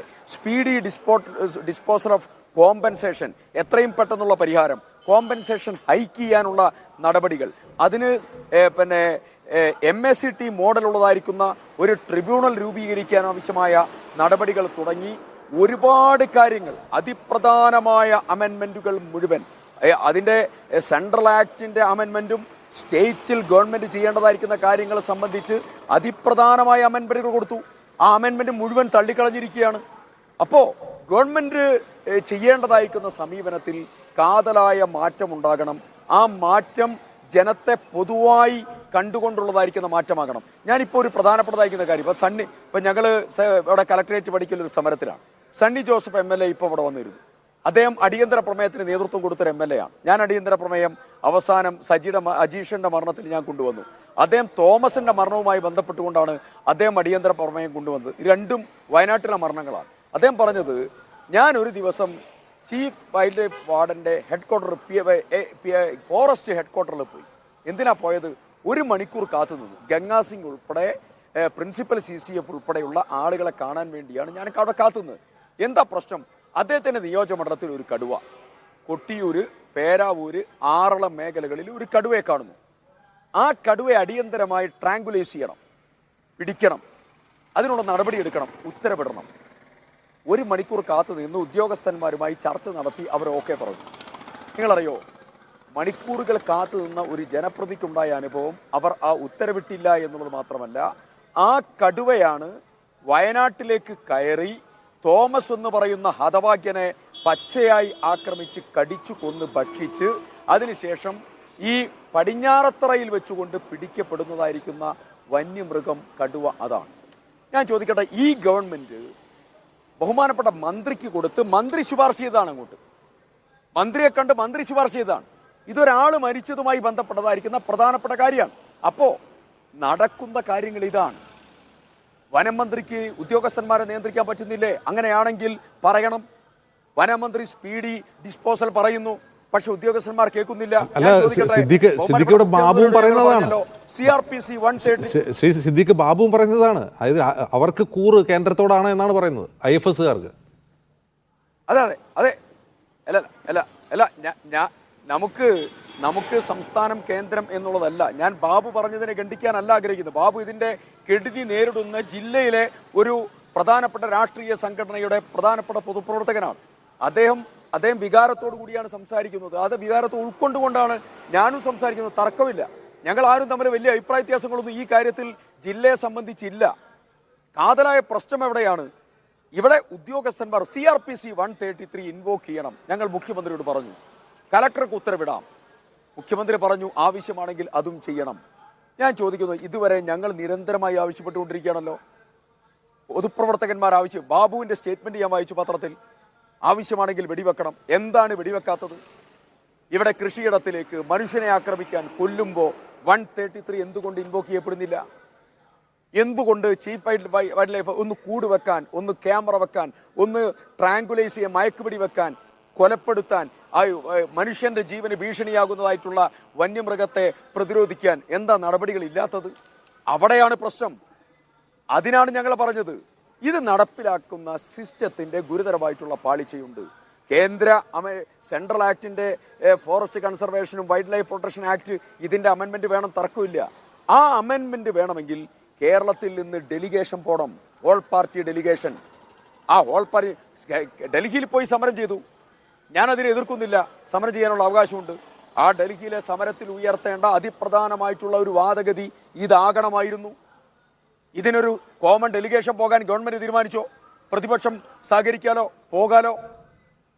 അമെൻമെൻറ്റ് ഇന്ന കാര്യത്തിൽ വേണം എന്ന് നമുക്ക് ഒന്നിച്ച് ആവശ്യപ്പെടാലോ. ഒരുപാട് കാര്യങ്ങൾ ഇതിൽ ചെയ്യാലോ. സെൻട്രൽ ആക്ടിൻ്റെ അമെൻമെൻറ്റ് ഉൾപ്പെടെ, ഷെഡ്യൂളിൻ്റെ മാറ്റം ഉൾപ്പെടെ, അതുപോലെ കോമ്പൻസേഷൻ ഞങ്ങൾ ആവശ്യപ്പെട്ടപ്പോൾ മന്ത്രി പറഞ്ഞത് കോമ്പൻസേഷൻ സ്റ്റേറ്റിൻ്റെ ചുമതലയാണ്, അതുകൊണ്ട് സെൻട്രൽ. ഞങ്ങൾ പറഞ്ഞു സ്റ്റേറ്റിനെ ഉണർത്താനാണ് ഞങ്ങൾ തന്നത്. അത് ചെയ്യണ്ടേ, അത് എൻഹാൻസ് ചെയ്യണ്ടേ? ഞാനിപ്പോൾ ഓർക്കുന്നു, കോഴിക്കോട് ജില്ലയിൽ നാദാപുരത്ത് രാഷ്ട്രീയ കൊലപാതകം ഉണ്ടായപ്പോൾ ഒരു രാഷ്ട്രീയ കൊലപാതകത്തിന് ഗവൺമെൻറ് കൊടുത്ത കോമ്പൻസേഷൻ 25 ലക്ഷം. അന്ന് UDF ആണ് ഭരിക്കുന്നത്, ഒരു CPMൻ്റെ പ്രവർത്തകനാണ് മരിച്ചത്. 25 ലക്ഷം. ഞാനത് കൊടുത്തതിനെതിരല്ല. അവിടെ സമാധാനം പുലരാൻ പ്രമുഖ പാർട്ടിയായ CPM പറഞ്ഞു 25 ലക്ഷം വേണം. ഉമ്മൻചാണ്ടി പറഞ്ഞു കൊടുക്കാം, സമാധാനമാണ് വരുന്നത്. ഞാൻ കൊടുത്തതിനെതിരല്ല. പക്ഷെ ഞാൻ പറഞ്ഞത്, രാഷ്ട്രീയ സംഘടനത്തിൽ മരിച്ച കുടുംബത്തിന് 25 ലക്ഷം കൊടുക്കുമ്പോൾ സ്റ്റേറ്റിൻ്റെ ബാധ്യതയാണ് ആർട്ടിക്കിൾ 21 റൈറ്റ് ടു ലൈഫ്, ഭയമില്ലാതെ ജീവിക്കാൻ, ജീവനും സ്വത്തിനും സംരക്ഷണം കൊടുക്കാൻ. ഇതിൻ്റെ ഉത്തരവാദിത്തം സ്റ്റേറ്റാണ്. ആ ഉത്തരവാദിത്തം നിർവഹിക്കാൻ കഴിയാതെ ഇവിടെ ഈയാമ്പാറ്റകളെ പോലെ ആളുകൾ മരിച്ചു വീഴുകയാണ്. അവിടെ 10 ലക്ഷം മതിയോ? കൂട്ടണമല്ലോ. അത് കൂട്ടേണ്ടതാരാ? സ്റ്റേറ്റ് ഗവൺമെൻറ് അല്ലേ? അത് കൂട്ടാനുള്ള നടപടികൾ വേണ്ടേ? എന്തിനു താമസിക്കണം? 11.5 കോടി രൂപ കോമ്പൻസേഷൻ കൊടുക്കാനുണ്ട്. വർഷങ്ങളായി പെൻഡിംഗ് ആണ്. ആരാ കൊടുക്കേണ്ടത്? ഗവൺമെൻറ് അല്ലേ? പ്രൈവറ്റ് ആശുപത്രികളിലും ഗവൺമെൻറ് ആശുപത്രി ചികിത്സ വേണ്ടേ? ആരാ ചെയ്യേണ്ടത്? ഗവൺമെൻറ് അല്ലേ? ഇത് 3 കൊല്ലമായി ഞാൻ ആവശ്യപ്പെട്ടുകൊണ്ടിരിക്കുകയല്ലേ, മറ്റുള്ളവർ ആവശ്യപ്പെട്ടുകൊണ്ടിരിക്കുകയല്ലേ, ചെയ്യുന്നില്ല. അവിടെയാണ് മാറ്റം വരണം എന്നാവശ്യപ്പെട്ടുകൊണ്ടാണ് ഞങ്ങൾ ഇന്ന് ബഹുമാനപ്പെട്ട മുഖ്യമന്ത്രി വരണമെന്നും ഈ മന്ത്രിയുമായി ഇരുന്ന് ചർച്ച ചെയ്യാനുള്ള മാനസികമായിട്ടുള്ള വ്യഥയുണ്ടെന്ന് പറഞ്ഞ് ഇറങ്ങിപ്പോകേണ്ടി വന്നത്. സർക്കാർ തീരുമാനമെടുക്കട്ടെ, ദ്രുതഗതി. ഞാൻ ഒരൊറ്റ കാര്യം കൂടെ പറയാം. ആവാസ വ്യവസ്ഥയുടെ ഞാൻ ഇതൂടെ പറഞ്ഞുകൊണ്ട് ഞാൻ ചർച്ചയിൽ നിന്ന് വിടുതൽ പറയുകയാണ്. ഞാനൊരു സമരപരിപാടിയിലാണ്, കലക്ട്രേറ്റ് പഠിക്കൽ. ഞാൻ ഒരൊറ്റ കാര്യം കൂടെ പറയുന്നു. നേരത്തെ CR നീലകണ്ഠം അതുപോലെ ബാബുവൊക്കെ സംസാരിച്ചും പറഞ്ഞു, ആവാസ വ്യവസ്ഥയുടെ പരിപാലനം. ഞാനൊരു ഗുരുതരമായ കാര്യം പറയാം. വയനാട് വന്യജീവി സങ്കേതത്തിനകത്ത് 158ഓളം വരുന്ന പാടങ്ങളുണ്ട്. പാടം. ഈ പാടത്തിൽ നല്ല പുല്ലുണ്ടാകും, അതുപോലെ ആവശ്യത്തിന് വെള്ളമുണ്ടാകും. അവിടെ അതിൻ്റെ ചുറ്റുവട്ടത്തും ഇവയ്ക്കാവശ്യമായി റെസ്റ്റ് ചെയ്യാനും പുൽമേടുകളൊക്കെ ഈ മനോഹരമായ സ്ഥലങ്ങളാണ്. നിങ്ങളറിയോ, 8 കൊല്ലമായി വയനാട് വന്യജീവി സങ്കേതത്തിലെ വയലുകളിൽ ആകെ കളകേറി നശിച്ചുകൊണ്ടിരിക്കുന്ന ഈ ആവാസ വ്യവസ്ഥയെ സംരക്ഷിച്ചത് 8 പാടശേഖരങ്ങൾ മാത്രമാണ് ഇതുവരെ നന്നാക്കിയിട്ടുള്ളത്. 8 കൊല്ലത്തിനിടയിൽ ബാക്കി ഒരൊറ്റ കളകേറി നശിച്ചു കിടക്കുകയാണ്. എങ്ങനെ വന്യമൃഗങ്ങൾക്ക് അവിടെ ഭക്ഷണം ഉണ്ടാവുക, എങ്ങനെ വെള്ളമുണ്ടാവുക? മുഖ്യമന്ത്രിയോട് ഞാൻ പറഞ്ഞു, സർ ഇത് അടിയന്തരമായി ക്രമീകരിക്കണം. പറഞ്ഞിട്ട് കേൾക്കുന്നില്ല. മന്ത്രിയോട് ഞങ്ങൾ ആവശ്യപ്പെട്ടതാണ്. അങ്ങനെ ഗുരുതരമായ പ്രശ്നത്തിലൂടെ നമ്മൾ പോവുകയാണ്. ഗുരുതരമായ പ്രശ്നം. ഈ അതീവ ഗൗരവതരമായ പ്രശ്നത്തെ അഡ്രസ്സ് ചെയ്യാതെ മുന്നോട്ട് പോകാൻ പറ്റില്ല. വയനാടിൻ്റെ സാമൂഹ്യ ജീവിതത്തെ തകർത്തു. വയനാടിൻ്റെ ഗുരുതരമായ സാഹചര്യമാണ്. ജനം വളരെയധികം വിഭ്രാന്തിയിലാണ്. അത് ബാബുവിനറിയാം, ഞങ്ങൾക്കറിയാം, എല്ലാവർക്കും അറിയാം. അതിൻ്റെ ഏറ്റവും വലിയ ഉത്തരവാദിത്തം ഗവൺമെൻറ്റാണ്. ഗവൺമെൻറ് ആ ഉത്തരവാദിത്തം നിർവഹിക്കാൻ തയ്യാറാകണം എന്ന് വിനീതമായി അഭ്യർത്ഥിക്കുക. ശരി, ശ്രീ വിജയ് ബാബു, ഇവിടെ പല തലങ്ങളിൽ നടക്കേണ്ട ചില പ്രവർത്തനങ്ങളുണ്ട്. പല തലങ്ങളിൽ. ഒന്ന്, അങ്ങ് തന്നെ സൂചിപ്പിച്ചതുപോലെ 72 വന്യജീവി നിയമത്തിൻ്റെ ഭേദഗതി മുതൽ 2 ദീർഘകാല പ്രൊജക്റ്റുകൾ തന്നെ വേണ്ടതുണ്ട്. കോടികളുടെ പ്രൊജക്റ്റ് തന്നെ വേണ്ടതുണ്ട് ഈ വൈൽഡ് ലൈഫ് കോൺഫ്ലിക്റ്റ് അവസാനിപ്പിക്കാൻ. നയങ്ങളിൽ മാറ്റം വരണം, എക്സിക്യൂഷനിൽ മാറ്റം വരണം. അങ്ങനെ പലതരത്തിലുള്ള മാറ്റങ്ങൾ ഉണ്ടാവേണ്ടതുണ്ട്. ഇവിടെ മന്ത്രിമാർ കൊല്ലപ്പെട്ടവരുടെ വീടുകളിലെത്തി എന്നത് അത്രയും നല്ലത് തന്നെ, അതൊരാശ്വാസം തന്നെയാണ്. പക്ഷേ ഈ യാത്ര കൊണ്ട് ഒന്നും നടക്കുന്നില്ലല്ലോ. ഇപ്പോൾ 2 ഫോറസ്റ്റ് സ്റ്റേഷനുകൾ വരിക എന്ന് പറഞ്ഞാൽ വനപാലകർ കുറെ കൂടി നാട്ടുകാരെ ഉപദ്രവിക്കാൻ തുടങ്ങുക എന്നാണ് നിങ്ങൾ പറയുന്ന വ്യാഖ്യാനം ഇപ്പുറം മനസ്സിലാവുക. കാരണം ഉദ്യോഗസ്ഥർ മൃഗങ്ങളെ സംരക്ഷിക്കുകയും മനുഷ്യരെ ഉപദ്രവിക്കുകയും ചെയ്യുന്നതാണ് ആളുകൾക്ക് തോന്നുന്നൊരു ഫീല്. ഈ ഇന്ന് പ്രഖ്യാപിച്ച കാര്യങ്ങൾ എത്രത്തോളം നിങ്ങൾക്ക് ഉപകാരപ്പെടുന്നതാണ്?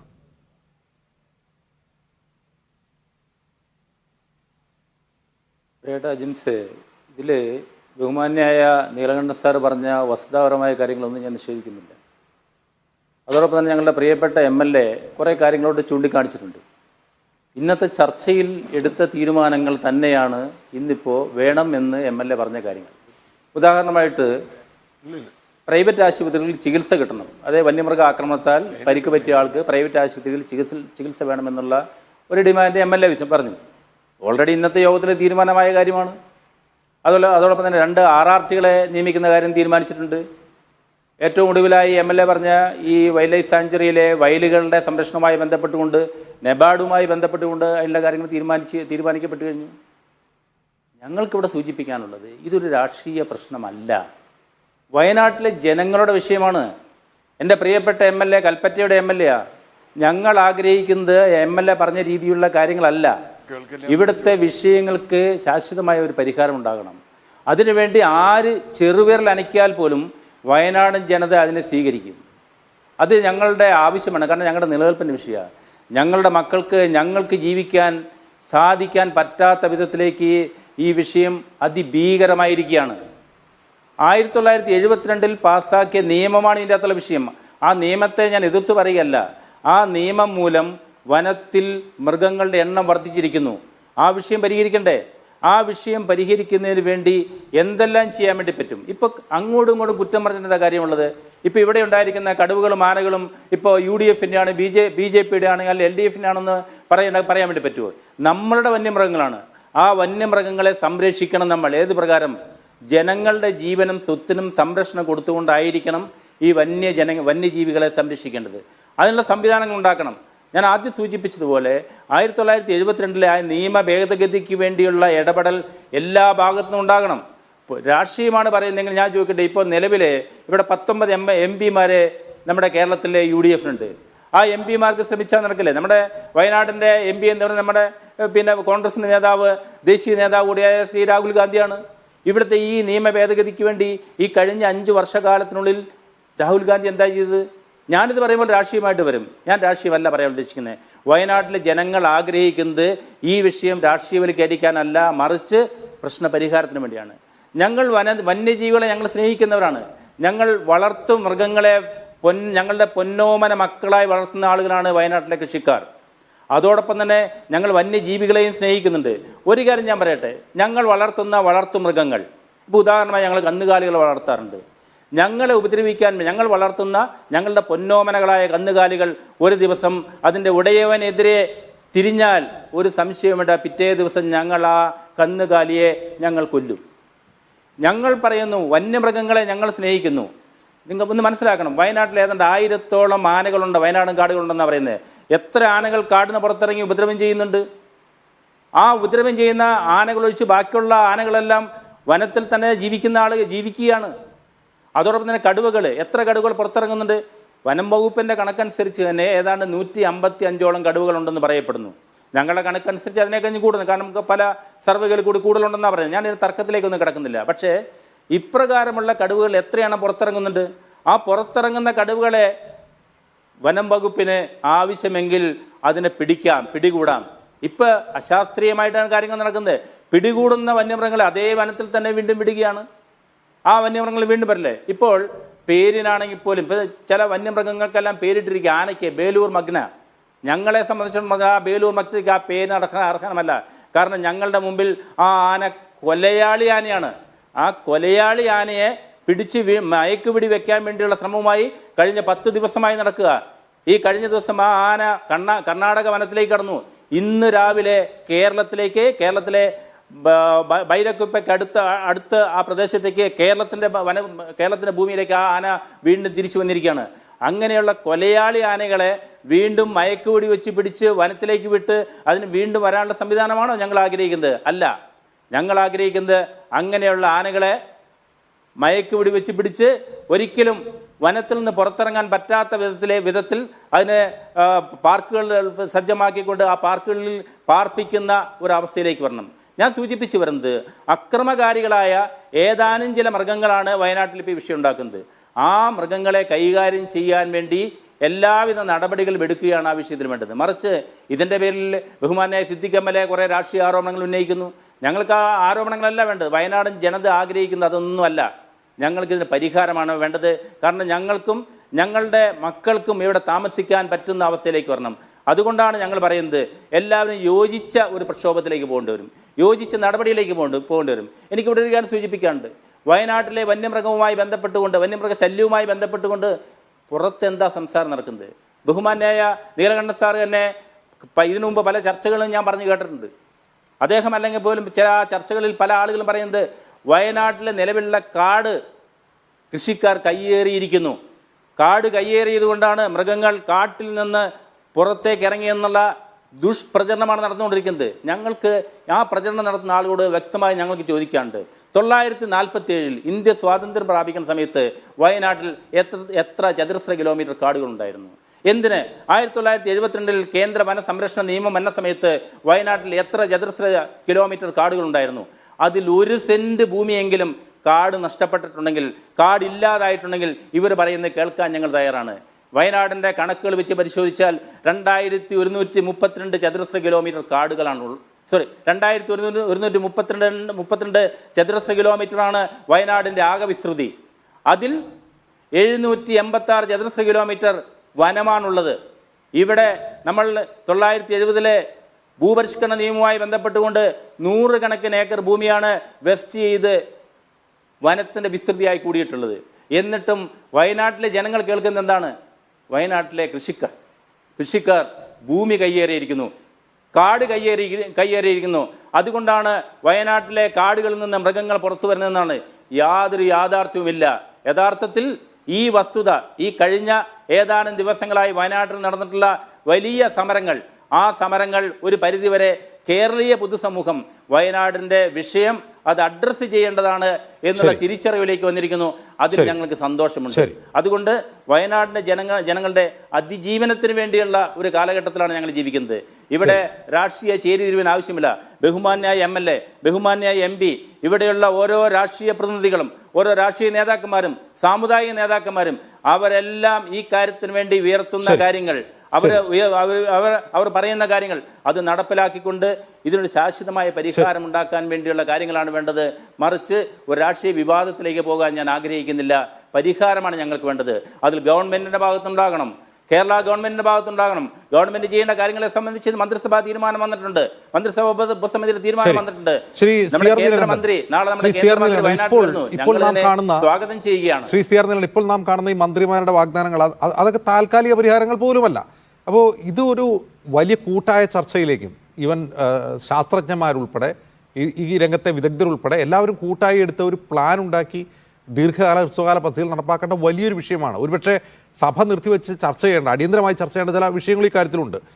എന്നിട്ടും ഇതിനൊരു ഇച്ഛാശക്തി ഉണ്ടാവാത്തത് എന്തുകൊണ്ടാണ്? ഈ മലയോര മേഖലയിൽ ജനങ്ങളുടെ എന്താണ് ഒരു പ്രതിഷേധം ഇത് ഇത്രയും പോരാ എന്നുകൊണ്ടായിരിക്കുമോ? തീർച്ചയായിട്ടും ഞാൻ മലയോര ജനതയുടെ ആശങ്കയും പ്രതിഷേധവും ഒക്കെ വളരെ ശക്തമാണ്. പക്ഷേ അത് ഉണ്ടാകുന്നത് ഒരു വിഷയം വരുമ്പോൾ അത് ഉണ്ടാവുകയും അത് കഴിഞ്ഞാൽ എല്ലാവരും ഇത് മറക്കുകയും ചെയ്യുന്നു. ഞാനൊരു രാഷ്ട്രീയ പാർട്ടിയെക്കുറിച്ചല്ല പറയുന്നത്, സർക്കാർ സംവിധാനം മറക്കുന്നു. ഇത് പഠിപ്പിച്ചുണ്ടായതുകൊണ്ടാണ്. ഇപ്പോൾ ഒരു 6 മാസത്തേക്ക് അവിടെ പ്രശ്നങ്ങളൊന്നും ഉണ്ടാകാതിരിക്കട്ടെ ഒരു കാലത്ത്, പക്ഷേ പിന്നെ ഒരു പ്രശ്നം ഉണ്ടാകുമ്പോഴാണ് നമ്മളിത് വരിക. ഇതൊരു ദീർഘകാല രോഗമാണ്. ആ രോഗത്തിന് അതിപ്പോൾ വനം കയ്യേറിയെന്ന അഭിപ്രായമൊന്നും എനിക്കില്ല. പക്ഷേ ഉള്ള വനമാണോ എന്ന ചോദ്യം നേരത്തെ സിദ്ദിഖ് അടക്കം അത് ഉന്നയിച്ചു. ബാബുവിനും അദ്ദേഹത്തിനും അതറിയാമെന്ന് വിചാരിക്കണം. ഇപ്പോഴുള്ള വനമാണോ? നമ്മുടെ എസ്റ്റേറ്റുകൾ, ഞാൻ ഒരു കാര്യം മാത്രം പറയാം, നമ്മുടെ എസ്റ്റേറ്റുകൾ പലതും ഡിഫങ്ക്റ്റായി. അത് കാപ്പിയാവാം, തേയിലയാവാം, റബ്ബറാവാം, എണ്ണപ്പനയാവാം. അവിടെ ഇപ്പോൾ ഒരു പണി നടക്കുന്നില്ല. ഈ ആനകളോ മറ്റു മൃഗങ്ങളോ വളരെ സേഫ് സോണായി എസ്റ്റേറ്റിലേക്ക് വരുന്നു. അവരെ സംബന്ധിച്ചിടത്തോളം ഈ എസ്റ്റേറ്റ് അവർക്ക് ഇറങ്ങാനുള്ള സ്ഥലമാണ്. പക്ഷേ അവിടെ തിന്നാനൊന്നും കിട്ടില്ല. റബ്ബർ എസ്റ്റേറ്റ് ആണെങ്കിലും തേയിലയാണെങ്കിലും ഒന്നും അവർക്ക് തിന്നാൻ കിട്ടില്ല. അപ്പോൾ അവരുടെ പ്രശ്നം എന്താ? അവർ എസ്റ്റേറ്റ് ഇറങ്ങിക്കഴിഞ്ഞാൽ അവർക്ക് എസ്റ്റേറ്റ് വനമാണ്. ഇപ്പോൾ കേരളത്തിൽ എത്ര എസ്റ്റേറ്റുകൾ വനമായിട്ടുണ്ട്, എത്ര വനം എസ്റ്റേറ്റ് ആയിട്ടുണ്ടെന്നുള്ള മറ്റൊരു ചോദ്യമുണ്ട്. അപ്പോൾ ഏകവിളത്തോട്ടങ്ങൾ വരികയും ഈ നേരത്തെ പറഞ്ഞ പോലെ അക്കേഷ്യയും സെന്നയും ഇതും വരികയും പാടം ഒക്കെ കാര്യങ്ങൾ പുൽമേടുകൾ ഇല്ലാതാവുകയും ഇത് പഠിക്കണം. തീർച്ചയായും കള്ളിങ് വേണമെങ്കിൽ കള്ളിങ് ചെയ്യണം. കാരണം കള്ളിങ് വനസംരക്ഷണത്തിന് പോലും കള്ളിങ് ആവശ്യമാണെന്ന് വിചാരിക്കുന്ന ഒരു പരിസ്ഥിതി വിദ്യാർത്ഥിയാണ് ഞാൻ. പക്ഷേ അത് വേണമെങ്കിൽ ഇപ്പോൾ ഓസ്ട്രേലിയയിൽ കള്ളിങ് ചെയ്യുന്നു, അമേരിക്കയിൽ ചെയ്യുന്നു എന്നുണ്ടെങ്കിൽ അവർ കൃത്യമായി അവരുടെ എണ്ണമുണ്ട്, ഇത്ര ഇന്ന പ്രദേശത്തുണ്ട്. ഇപ്പോൾ ഈ 3 വനമേഖലയും കൂടി അത് ഒന്നിച്ചേ പറയാൻ പറ്റൂ. അതിൽ എത്രയുണ്ട്, എത്ര കുറവുണ്ട് എന്ന് പഠിക്കാൻ എന്താ കഴിഞ്ഞ 10 കൊല്ലമായിട്ട് നമ്മൾ ഇടപെടാത്തത്? ഇപ്പം ഞാൻ പറയുന്നത് ഇതിലിപ്പോൾ ഇടപെടുന്ന രാഷ്ട്രീയ കക്ഷി രാഷ്ട്രീയമൊക്കെ മാറ്റി വെച്ചിട്ട് ഇതിന് അടിയന്തരമായി ഒരു ദീർഘകാല പരിഹാരത്തിനുള്ള ശ്രമങ്ങൾ ആരംഭിക്കണ്ടേ? അജിത് ചോദിച്ച പോലെ ശാസ്ത്രജ്ഞന്മാരുണ്ടാവണം, കർഷകരുണ്ടാവണം, മറ്റ് സാധാരണ മനുഷ്യരുണ്ടാവണം, ആദിവാസികളുണ്ടാവണം. കാരണം വനത്തെക്കുറിച്ച് നന്നായി അറിയുന്നവരാണ്. ആദിവാസികളുണ്ടാവണം, ജനപ്രതിനിധികൾ തീർച്ചയായും അതിന് നേതൃത്വം കൊടുക്കണം. അങ്ങനെ ഇരുന്ന് ഇപ്പോൾ അവർ കേന്ദ്രത്തിലേക്ക് ഡെലഗേഷൻ പോണ കാര്യം പറഞ്ഞു. നമ്മൾ പഠനമായ വിവരങ്ങളില്ലാതെ കേന്ദ്രത്തിൽ ഡെലഗേഷനിൽ ചെന്നാൽ minister of environment and forest 100 ചോദ്യം ചോദിക്കും. നമ്മുടെ കയ്യിൽ അതിന് മറുപടിയില്ല. നമ്മൾ വൈകാരികമായി മറുപടി പറഞ്ഞാൽ അവരത് എടുക്കില്ല. കാരണം നമ്മൾ സുപ്രീം കോടതി ചെന്നാൽ പോലും നമ്മുടെ വൈകാരികമായ മറുപടിക്ക് അല്ല അവിടെ കിട്ടുക. അവിടെ അവർ പറയും നിയമം മാറ്റി വരും, വൈൽഡ് ലൈഫ് ആക്ട് മാറ്റൂ, ഫോറസ്റ്റ് ആക്ട് മാറ്റൂ എന്ന് പറയും. അങ്ങനെ മാറ്റണമെങ്കിൽ അതിന് വേണ്ട ഡാറ്റ വേണം. ഇപ്പോഴും ഡാറ്റയില്ല. ഇപ്പം നേരത്തെ ബാബു പറഞ്ഞ പോലെ കുറേ ആളുകൾ ആരോപണം ഉന്നയിക്കും, ആളുകൾ വനത്തിൽ കയറിയിട്ടൊന്നുമല്ല. വീട്ടിലിരിക്കുന്ന ആളുകളല്ലേ ആന കൊന്നത്, വീട്ടിലിരിക്കുന്ന ആളുകളല്ലേ കടുവ പിടിച്ചത്, പാല് കൊണ്ടുപോകുന്നവരല്ലേ പിടിച്ചത്. പക്ഷേ വനത്തിന് ഏത് തരത്തിലുള്ള നാശം ഉണ്ടായിട്ടുണ്ട്? അത് കർഷകനൊന്നുമല്ല, അത് സർക്കാർ ചെയ്ത നാശമുണ്ട്. കേരളത്തിൽ ഈ പല തോട്ടങ്ങളും, യൂക്കാലി തോട്ടങ്ങൾ, വയനാട്ടിൽ എന്നേക്കാൾ നന്നായിട്ട് അറിയാവുന്ന ആളാണല്ലോ ഇവരൊക്കെ. എത്ര യൂക്കാലി തോട്ടങ്ങളുണ്ട്, എത്ര സന്ന വലിയ തോതിൽ വളർന്നിട്ടുണ്ട്, എത്ര അക്കേഷ്യ മരങ്ങളുണ്ട്. ഇതൊക്കെ എങ്ങനെ ഉണ്ടായി?